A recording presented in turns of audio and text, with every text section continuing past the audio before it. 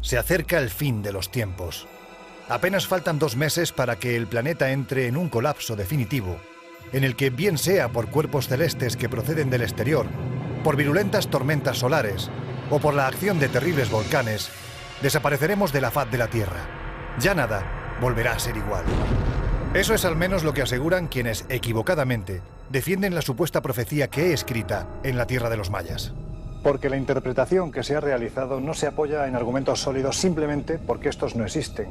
Y sin embargo da la sensación de que el hombre del pasado, milenios atrás, vivió una situación muy parecida a la actual y fue castigado a causa de su soberbia por unos dioses con apariencia sospechosamente humana. Eso es al menos lo que nos dicen los mitos, y de los mitos, ya se sabe, hay que extraer lo que tienen de verdad. O al menos es la manera ideal para justificar determinados pasajes del pasado que permanecen sumidos entre sombras. De otro modo, ¿cómo explicar la presencia de esos mismos dioses que para la mayoría de los pueblos provenían de las estrellas? ¿Cómo explicar que se les amaba y se les temía a partes iguales porque su ira no conocía límites? ¿Cómo explicar que, a modo de maestros que tutelaban a sus alumnos, instruyeron en importantes conocimientos al hombre de otro tiempo, dejando constancia de los mismos en sus templos, en petroglifos o en su arte rupestre? ¿Quiénes eran que de un día para otro, de facilitarles una información descomunal, decidieron acabar con la existencia de aquellos humanos? Viajamos hasta uno de los enclaves más fascinantes de la Tierra, la Isla de la Soledad, el ombligo del mundo, sin duda alguna, el lugar más aislado del planeta. La isla de Pascua, allí donde los dioses tienen forma de enormes esculturas de piedra. Porque, independientemente de este descomunal enigma que suponen esas cabezas de piedra a la que los nativos denominan Moai, el verdadero misterio de Isla de Pascua es otro. Y es que, ¿de dónde procedían sus primigenios habitantes? Unos navegantes holandeses los que en el año 1722 descubren la existencia de Isla de Pascua. Lo primero que les llama la atención a estos navegantes es la existencia de esas enormes moles pétreas que representan a unos seres cuyo origen se desconoce. Y lo segundo, los rasgos físicos de algunos de los pobladores de tipo caucásico que nada tienen que ver con la población de esa zona. Venían de una tierra de Giva, de mitad del mar, y llegan a la isla de Pascua. Pascua está a 5.000 kilómetros de ninguna parte. ¿Por qué viajaban? ¿Por qué quisieron ir a ese lugar? ¿Y por qué se quedaron allí? En un lugar, una isla que tiene unos 160 kilómetros cuadrados. No hay mucho sitio para vivir. Comentan que sus antepasados procedían de una isla que había desaparecido por un cataclismo natural y sus descendientes tuvieron que ir a aquellas otras islas de ese gran océano donde poder volver a crear una cultura. Y ellos hablan de Otumatua, que es ese gran héroe civilizador, que es el que llegaría con los primeros pascuenses para crear lo que sería Rapa Nui. Como vemos, el mito se repite.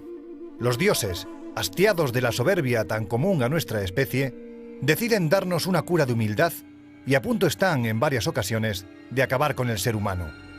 Y de este modo, el hombre de ese tiempo decide venerarlos y protegerse de ellos en idéntica proporción. Así, de este modo, surgen los Moai. ¿Qué son los Moais? Esas casi 1000 estatuas que existen dentro de la isla. Cuentan que se parecían a sus jefes, que eligían un Moai cada vez que moría uno de sus jefes. Pero hombre, si tenemos en cuenta que en la isla de Pascua, cuando más gente vivía, no había 900 habitantes, ¿cómo pueden haber hecho 1000 Moais? Aquí empiezan los misterios de la isla de Pascua. En todos los pueblos existe la tradición de que la mejor forma de enfrentarse al mal es hacer algo a esa imagen y semejanza de ese mal o de la persona que te causa el mal, ¿no? De esa manera lograrás controlar ese maleficio. ¿Por qué todos los Moais miran hacia dentro de la isla? Solamente una hay que mirar hacia afuera. Porque es eso, están protegiendo algo que hay dentro y vigilando algo que viene fuera. Están mirando hacia el interior de la isla, hacia los poblados, como si estuvieran protegiendo esos poblados de influencias malévolas. Si el primer Moai, que sería poco más grande que este, surge como un intento por protegerse de algo similar, cuando nos enfrentamos a colosales estatuas que miden más de 20 metros, algunas de las cuales pesan varias toneladas, la pregunta es evidente. ¿De qué se quería proteger el hombre de ese tiempo? Una de las teorías defiende que los Moais estuvieran representando a los viracochas. los dioses blancos, los dioses instructores de numerosos pueblos de la América precolombina que podrían haber llegado a Pascua. La pregunta es si esos dioses instructores no fuesen tan positivos como nos cuenta la tradición y si tuviesen algún tipo de elementos un tanto terroríficos. No estaban representando a nadie. La realidad es que se protegían del mal. Tú vas por la noche a donde están puestas las estatuas, te bajas del coche y el suelo está absolutamente lleno de cucarachas. Haces una foto en esos momentos y veréis lo que los moais son por la noche. Las energías que se están moviendo ahí, los orbs, que son las bolas energéticas volando que los rodean. Eso es lo que nos hace pensar qué significaban los moais en la isla de Pascua.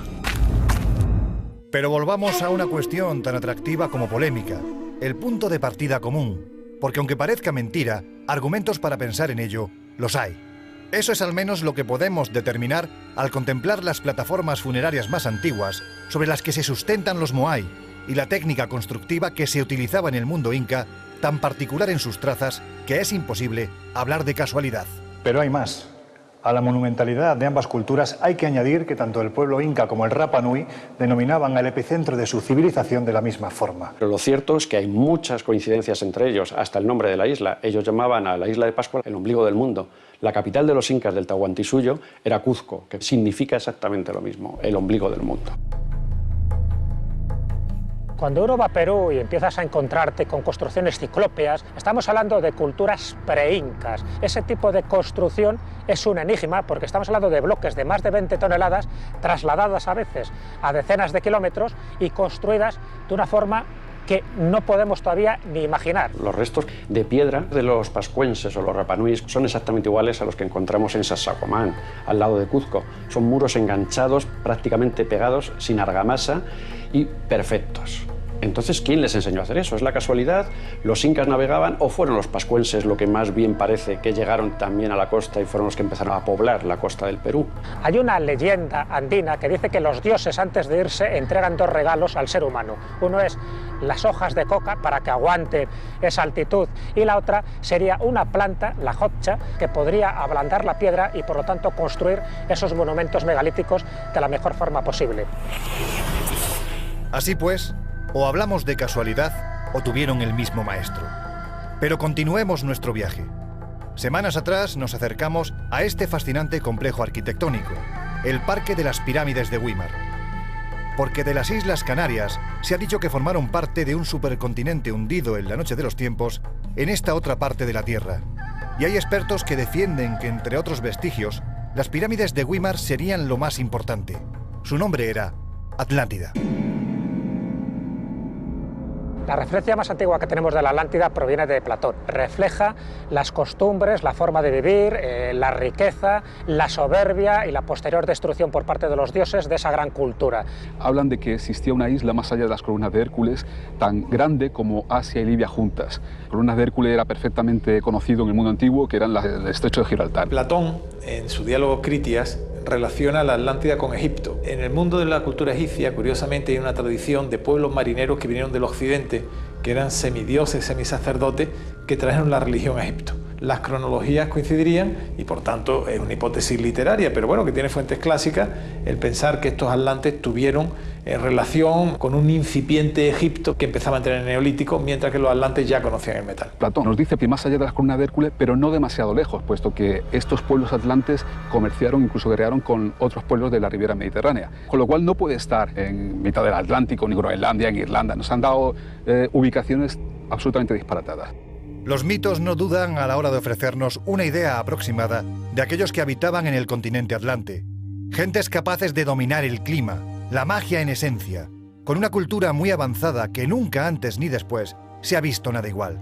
¿Quiénes eran y de dónde procedían? Todo nos indica de que eran humanos, a pesar de que los orígenes de la Atlántida siempre se hace mención a los dioses, tanto como dioses primigenios como en la decisión de destruir la Atlántida, porque los hombres de alguna forma no supieron aprovechar esos conocimientos que habían adquirido durante generaciones enteras. Cuando la fuerza de los relatos que nos hablan de la Atlántida son recurrentes en todo el planeta, parece lógico pensar que el fundamento de todas esas historias sea real y que a lo mejor esos dioses o semidioses que poblaron la Tierra en la más remota antigüedad fueran en realidad seres venidos de las estrellas, que vinieron a instruir a los seres humanos y que en definitiva interfirieron en el desarrollo de nuestra civilización.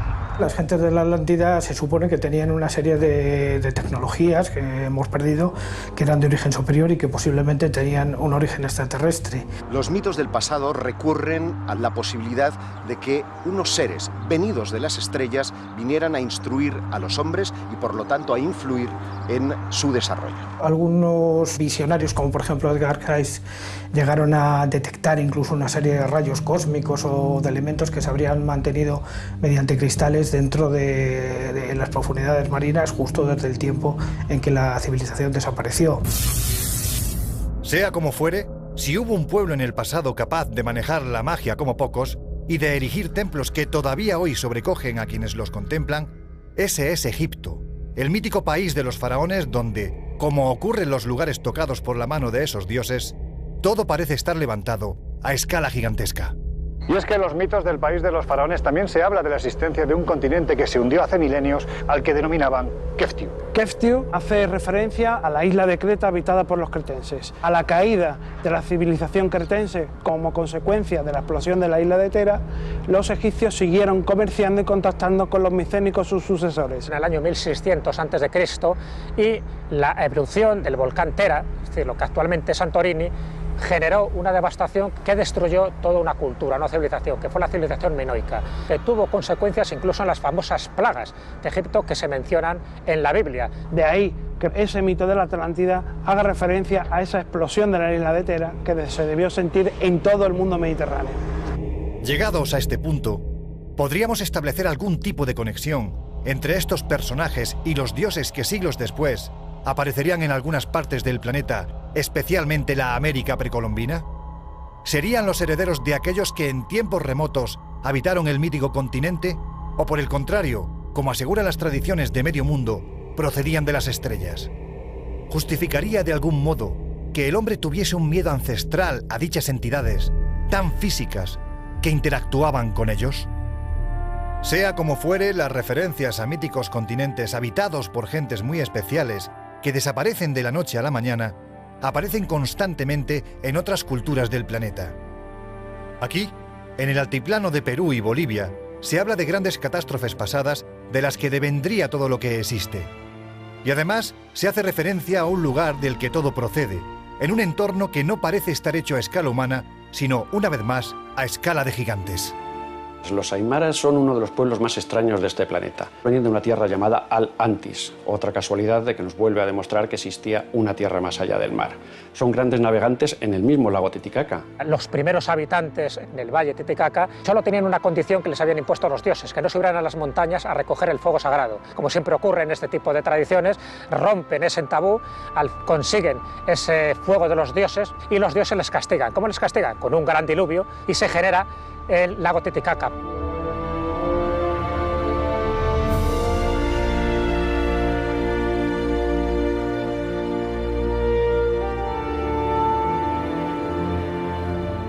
La expedición de Cousteau en el lago Titicaca fue una de las cosas más extrañas que han ocurrido en ese lugar. Tuvo 2 meses con 2 mini submarinos. Lo único que dio como resultado Cousteau fue que había encontrado un gran batracio de más de 1 metro que estaba sin clasificar. Y al cabo de los años, un chileno hace una película y demuestra en la película que hay calzadas subterráneas de piedra bajo el lago. La contestación de Cousteau: es tan grande el lago y hay tanto fango abajo que cualquier cosa puede haber allí. ¿Qué encontró Cousteau y no quiso contarnos? Las leyendas locales parecen remontar la antigüedad de esta mítica y mística ciudad de Tiahuanaco, ubicada en el altiplano boliviano, a 25.000 años de antigüedad. En ese tiempo, seres venidos de las estrellas habrían mantenido contactos con las hijas de los hombres y habrían dado lugar a una edad dorada en el que un desarrollo tecnológico habría propiciado la construcción de esos grandes bloques que podemos encontrar dentro de esta civilización. Y es que no hay que ser demasiado perspicaz para darse cuenta de que este es un lugar diferente, único, Porque si ya es absurda la antigüedad que le atribuye la tradición, cuando accedemos al interior de la ciudadela, lo que allí encontramos es lo suficientemente extraño como para enmarcarlo exclusivamente en el ámbito del mito. Tiahuanaco en sí es todo un misterio, en el que podemos encontrar montones de representaciones religiosas, culturales, que no vamos a volver a ver en ninguna otra cultura de Hispanoamérica. El lugar más emblemático de Tiahuanaco es la denominada Puerta del Sol, una construcción de aproximadamente unos 3 metros de altura por 3 metros de ancho, que parece prácticamente hecha para gigantes. Esa puerta misteriosa contiene una serie de símbolos que los expertos han querido relacionar con un calendario lunar y, para los más imaginativos, los ponen en consonancia directa con un Stargate, con una puerta a las estrellas. La puerta de las estrellas, como le llaman ellos, según cuentan las leyendas, tú cruzabas de un lado a otro para poder pasar de un mundo a otro. Los dioses que accedían a través de dicha puerta eran los maestros instructores, que enseñaron a los pueblos de aquel tiempo cuestiones como la agricultura, la astronomía, las matemáticas. A partir de ellos surgieron las culturas más importantes del planeta. Pero, ¿quiénes eran y de dónde venían? Todas las civilizaciones antiguas explican su origen en la venida de una serie de dioses celestes que crean al hombre, que lo instruyen y que por tanto hay que rendirle un culto. Aquí no hubo llegada de dioses instructores en un momento determinado de la historia de la humanidad, sino que posiblemente hubo 3 migraciones. Una sería los clásicos 12.000 años tan reiterativos en las leyendas, a raíz del hundimiento de algún continente importante.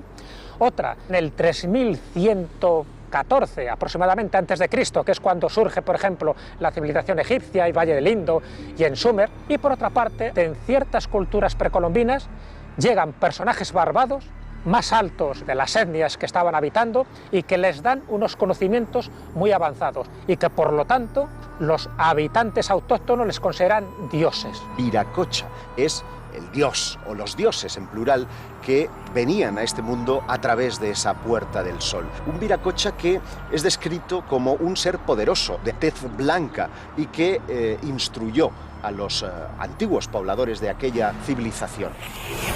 Más tarde regresaremos al altiplano boliviano. Ahora viajamos a la región maya, allí donde, aseguran las crónicas, estos mismos dioses convivieron con los habitantes de esta fascinante cultura. Y no solo eso, aseguran algunos expertos que además les enseñaron a calcular ni más ni menos que el final de los tiempos. Hoy en día, a raíz de la célebre profecía de 2012, el mundo maya sale de su injusto olvido para que profetas y agoreros hagan su agosto, sin entender que esta historia no es nuestra historia. No nos pertenece simplemente porque fue creada en un marco histórico en el que el maya, tutelado por esos dioses de apariencia sospechosa, no conocía más allá de lo que constituía su propio mundo. Un mundo cuyos habitantes, como ya ocurriese con otros antes y después, estaban convencidos de que sus dioses procedían de más allá del mar. Según el Popol Vuh, el libro sagrado de los mayas, estos dioses vendrían nada más y nada menos que del centro de la galaxia, que es el punto en el que el 21 de diciembre de 2012 estará la Tierra perfectamente en línea recta con ese centro de la galaxia. Y a ese dios que venía a manifestarse junto con otros 8 dioses le llamaban Hunab-Ku y significaría literalmente el centro de la galaxia. Pero ¿cómo eran esos dioses? Los podemos ver en el Museo de Antropología de México. Tú ves a seres barbudos, con casco, con gafas, que bueno, puede ser el Viracocha, ¿no? Pero lo que más nos llama la atención son unas pequeñas figuras. Gente extrañísima, con forma de pato, con trompas. ¿Hubo otra civilización antes? ¿Somos la primera civilización que ha poblado esta tierra? ¿O hubo otras? En mi opinión, estas representaciones responden a una serie de convencionalismos iconográficos y artísticos que en ningún modo debemos poner en relación con seres venidos de otros planetas o de espacios celestes. ¿Qué es lo que vieron los antiguos para hacer estas representaciones? El arte o la pintura se basaba en lo que estabas viendo. Estabas viendo algo y lo representabas. Quizás alguien vio a estos seres. Los mitos mesoamericanos hablan de 2 migraciones de esos hombres altos y barbudos que habían llegado antes, que son dioses instructores de ciertas culturas. Se habla de Quetzalcóatl, se habla de Kukulcán. Con ese nombre se conoce a la llamada serpiente emplumada.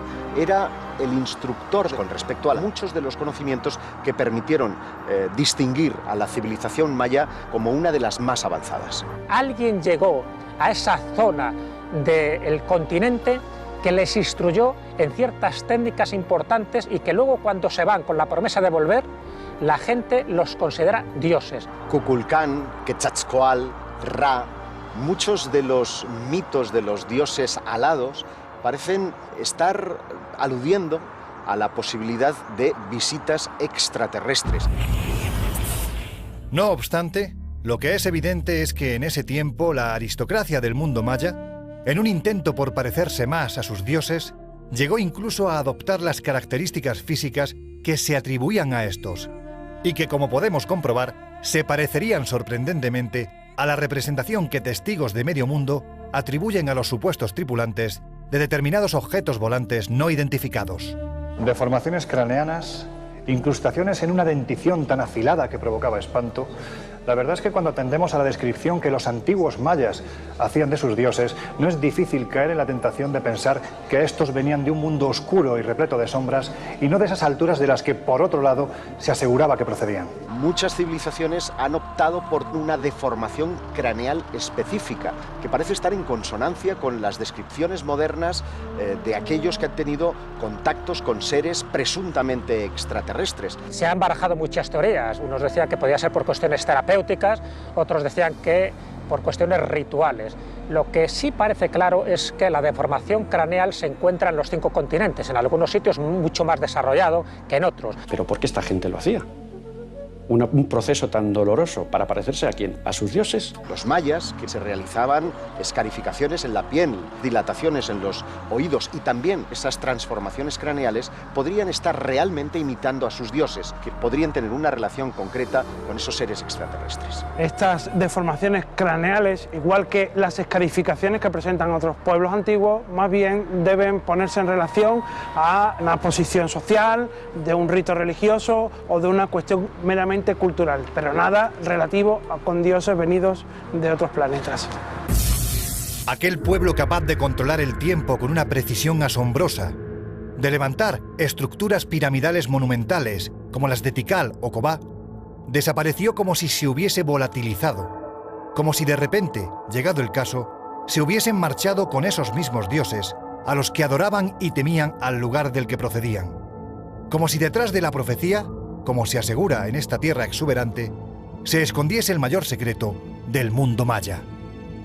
Hoy recorremos los conjuntos arqueológicos mayas, buscando la prueba que confirme que el final está cercano, que los dioses del pasado regresarán para cobrarse el precio que deseen, sin entender que el mayor de los misterios que rodea a este pueblo es precisamente el de su desaparición. En el año 905 después de Cristo ocurre un cambio climático muy prolongado que provocó una serie de consecuencias catastróficas que a la cultura maya no le quedó más remedio que disolverse, desaparecer y los mayas quedar camuflados en culturas muy posteriores.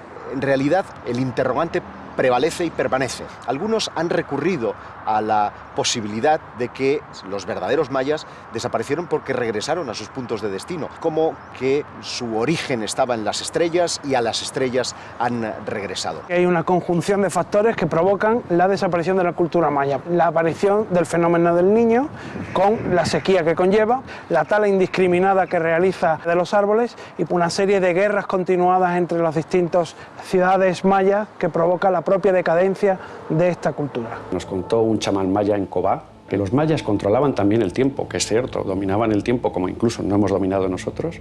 Los mayas no se han ido, los mayas están aquí con nosotros, en otro plano, en otro campo de física cuántica, pero están viviendo aquí con nosotros.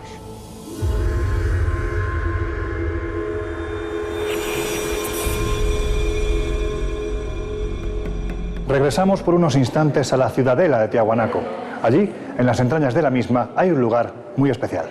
En Tiahuanaco se encuentra ese palacio de Kalasasaya, un palacio totalmente enigmático. En un subterráneo aparecen cabezas clavas que llaman. El templo subterráneo, que es una especie de piscina vacía, que está llena de pequeñas cabezas con diferentes caras, como si representaran razas o etnias con las que habían tenido trato. Muchas de ellas irreconocibles, ni las podemos equiparar con cualquier raza que haya ahora mismo, que no existirían. ¿A quién quisieron representar? Esas cabezas incrustadas en el muro del templo de Kalasasaya representan a los distintos pueblos que viven en la Pachamama, es decir, en la diosa tierra madre de la América Central. Algún investigador ha dicho que además de las distintas razas terrestres, lo cual ya es un enigma de por sí, porque incluso hay cabezas barbadas, aparecen razas que no serían de este mundo. Llegados a este punto, la cuestión es si dichos viracochas fueron representados en algún momento. Pues bien, no solo fueron representados, sino que además se hizo con tanto detalle que hoy día, cuando nos plantamos ante los monolitos que rememoran los encuentros entre dioses y hombres que se produjeron en aquel tiempo, no podemos por menos que pensar que dichos dioses, más que proceder del pasado, parecen venir del futuro. Bueno, realmente hay tres monolitos importantes, que es el de Ponce, el de Benet y el del Fraile. La verdad que cada uno de ellos tiene su historia, porque parece que representan a personajes humanos pero divinizados, con una serie de atuendos, de tocados, con objetos en sus manos. En Tiahuanaco uno puede observar unos misteriosos monolitos con unas facciones un tanto singulares. Ninguna de las etnias persistentes en toda Mesoamérica comparte ninguno de esos rasgos físicos. En Tiahuanaco uno de los mayores descubrimientos fueron los monolitos de Ponce y de Benet. Son seres gigantescos, por ejemplo el de Ponce. Ese personaje lleva un casco, lleva gafas, lleva una forma súper extraña en las manos, tiene aparatos que no podríamos catalogar ahora mismo en las manos. Podrían estar o bien en relación con los mitos de la Atlántida, como de esa posible raza de dioses venidos de las estrellas. La similitud entre los moais de Isla de Pascua y los monolitos de Tiahuanaco parece bastante evidente. Quizás ambas culturas querían representar lo mismo, a esos dioses instructores que bien podrían haber llegado a Tiahuanaco y también a Isla de Pascua.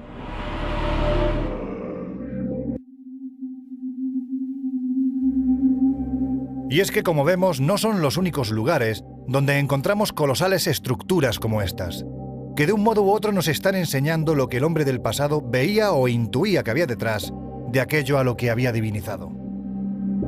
Representaciones a escala más reducida que también encontramos en otro lugar absolutamente fascinante y extraño, como es la región de la selva de montaña amazónica, más concretamente donde se ubica la civilización de los Sashapuyas, los hombres de la niebla. Todo en estas junglas es misterioso.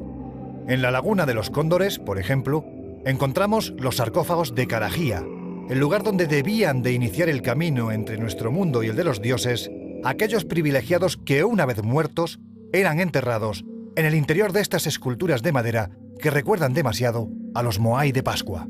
Además, los miembros de esta cultura se dieron a la construcción de ciudades que se ubicaban a más de 3.000 metros de altura, auténticas fortalezas sin sentido porque nadie ascendía hasta aquellas cotas para atacarlos. Fortalezas con muros de más de 20 metros de altura, que se parecen demasiado a algunas construcciones de los incas y que fueron levantados por un pueblo que parecía no querer protegerse de aquello que procedía de debajo de las nubes y sí de aquello que venía de las estrellas. Porque la descripción que de ellos se hacía en las crónicas de grandes como Pedro Cieza de León, que acompañó a Pizarro durante la conquista del Perú, dejaban mucho margen a la duda. Lo mejor es cuando nos relata cómo eran las gentes que allí vivían. Eran tipos rubios, tipos altos, pelirrojos. No tiene nada que ver con el aymara. El aymara estamos hablando de hombres de 1,50, tez oscura, bajitos. Nadie les habló de su procedencia, ni de dónde venían o a qué raza pertenecían. La crónica de Pedro de Cieza lo que nos van a relatar son los distintos grupos que habitaban en la altiplanicie andina y por tanto relata las distintas formas de vida, de costumbres, de vestimenta. Culturas que estaban en los mismos tiempos funcionando, estaban adorando a los mismos dioses, adoraban al sol, todos miraban hacia arriba. De arriba es de donde venía su dios, su bien y su castigo. ¿Si existe algo que los une? Por supuesto que existe.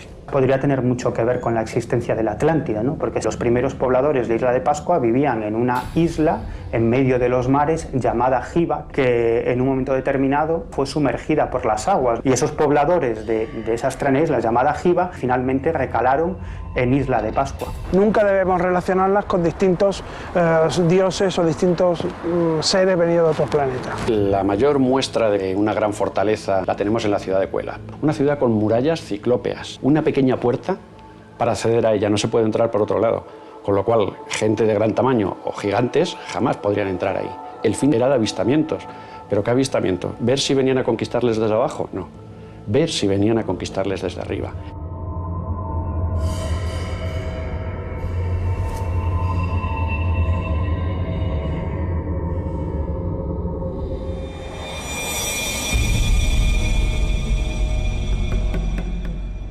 En la década de los 70, el autor de este libro, el suizo Erich von Däniken, nos mostró otra forma de interpretar el pasado. No en vano, él aseguraba que a lo largo y ancho del planeta había una serie de vestigios que de una forma u otra advertían de la presencia, en un tiempo muy remoto, de seres extraterrestres. Un claro ejemplo de ello sería, a juicio del polémico escritor, las universales líneas de Nazca, en el desierto del Perú, porque las gigantescas representaciones animales que allí se encuentran, pese al tiempo transcurrido, permanecen sin ser explicadas en su totalidad. Solo hay una certeza en este asunto, que fueron creadas para ser vistas desde arriba. Nazca is still one of the great mysteries in Peru.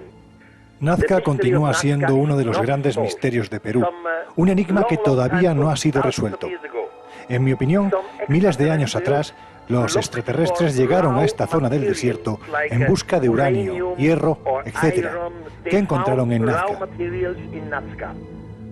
Por supuesto que Nazca no fue un aeropuerto alienígena, porque ellos no necesitaban un aeropuerto, pero sí estos materiales. De ahí se derivó el posterior culto a esos dioses que les profesaron los antiguos habitantes de Nazca y las posteriores representaciones.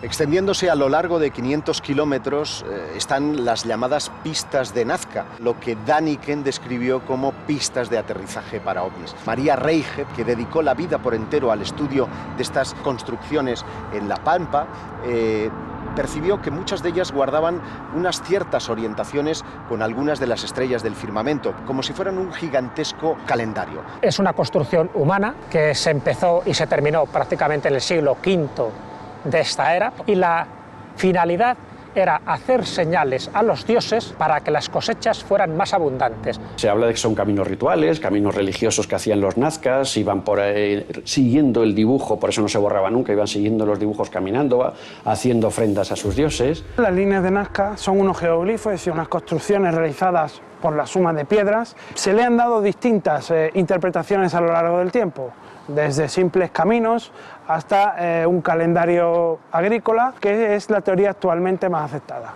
Uno puede distinguir exclusivamente desde el aire una serie de figuras muy sugestivas, seres de un aspecto antropomorfo con cabeza gigantesca que evocan a otras encontradas en otros puntos del planeta que han sido relacionadas con los dioses venidos del espacio.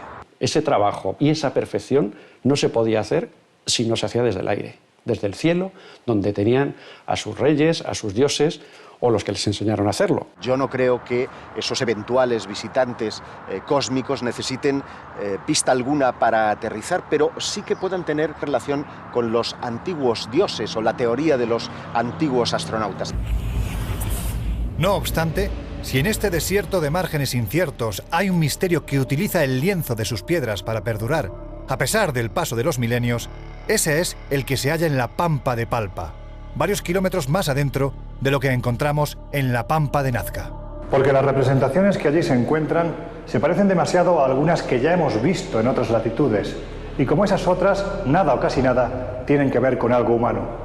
Una vez nos ofrecieron volar las líneas de Pampa y encontramos una especie de ser con una corona como si tuviera fuego en ella, un cinturón, una falda, o los ojos abiertos, rasgados, como si fuera un ser extraterrestre. No tenía nada que ver con las líneas de Nazca. Este ser es el oculado. Si en algo se distinguen es por tener diseños todavía más inquietantes, que recuerdan mucho a esas representaciones prehistóricas que se han encontrado en Australia o en Argelia. Hay geoglifos como esa llamada cruz de Palpa, como un diseño geométrico que parece que es un desafío matemático, tenían un mensaje secreto, siempre bajo ese prisma de ritos de fertilidad para que lo vieran los dioses. No son figuras hechas por los dioses, sino para que los dioses lo vieran. ¿Qué es lo que significa? Significa que algo distinto también estuvo allí en Nazca, que estuvo en el suelo de Nazca. Parecen estar evocando precisamente a esa teoría de los dioses astronautas, a la posibilidad de que en el más remoto pasado pudieran llegar civilizaciones procedentes de las estrellas y de ahí habrían nacido tanto los mitos como las religiones que han perdurado en el tiempo.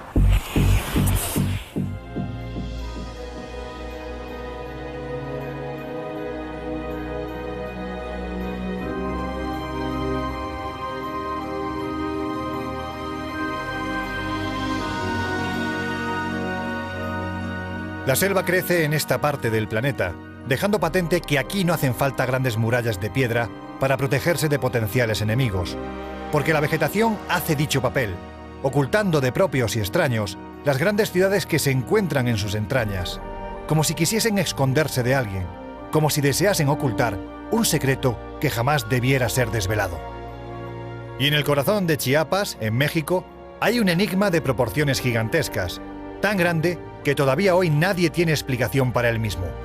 En 1952, Alberto Ruz descubre la cripta subterránea del Templo de las Inscripciones de Palenque, en la cual estaba enterrado el soberano Pacal. Allí encontraron pues, gente con cráneos aplastados hacia atrás, imitando a dioses o seres que venían de otros lugares, muertos, esqueletos, oros, tesoro, la famosa máscara de jade del rey Pacal, algo que dio la vuelta a la arqueología y a la historia de América.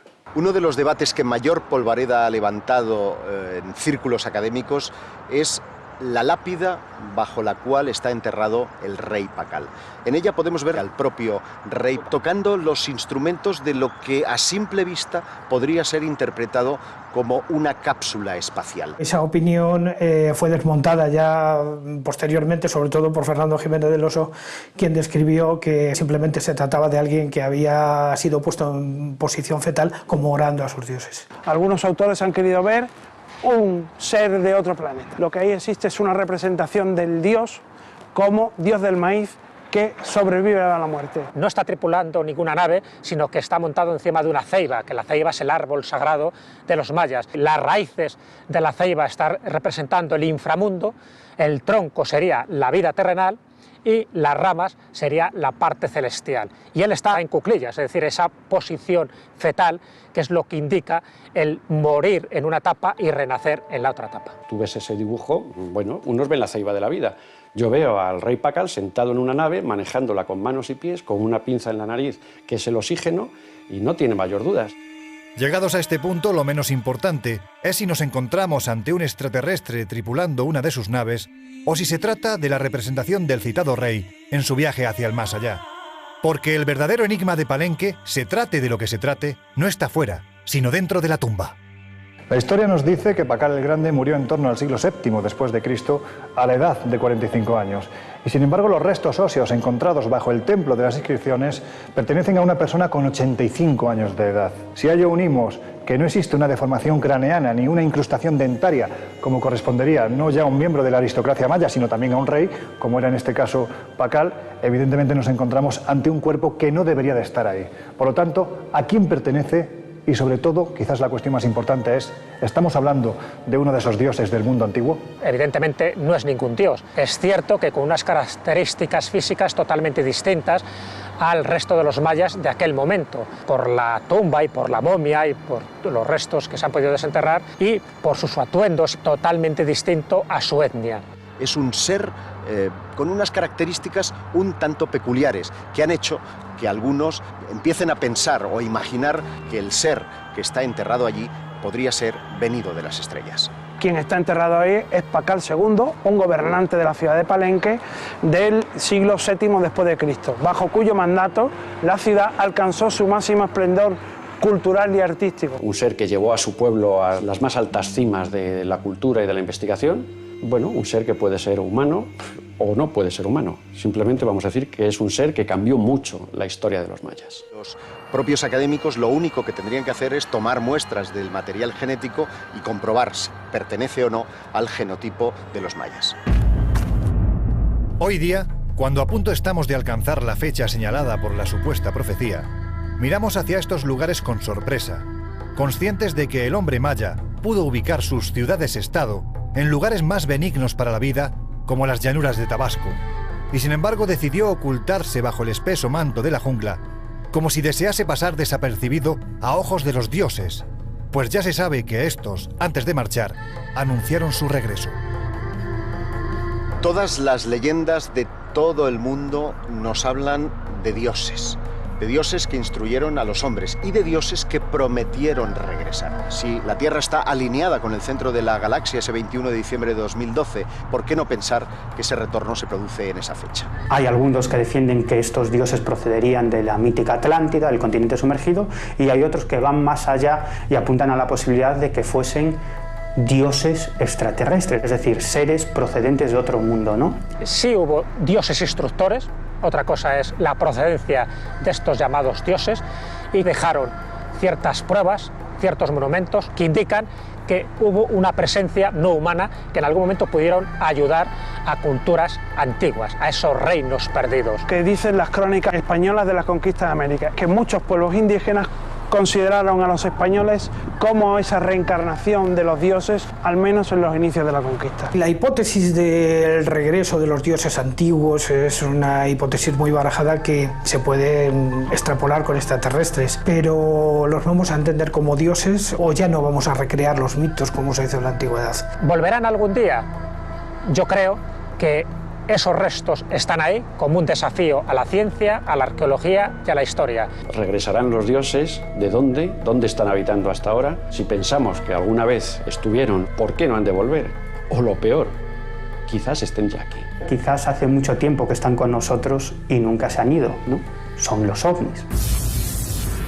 Y es que esta historia está escrita sobre la superficie imperecedera de la piedra, desde hace milenios, para que aquello que nos cuenta no se pierda jamás, avisando de que los dioses del tiempo antiguo se revolvieron contra la soberbia del ser humano. Un tiempo que, creamos en profecías o no, se parece demasiado al que nos toca vivir. Abramos los ojos ante las advertencias que nos llegan del pasado, ahora que todavía estamos a tiempo.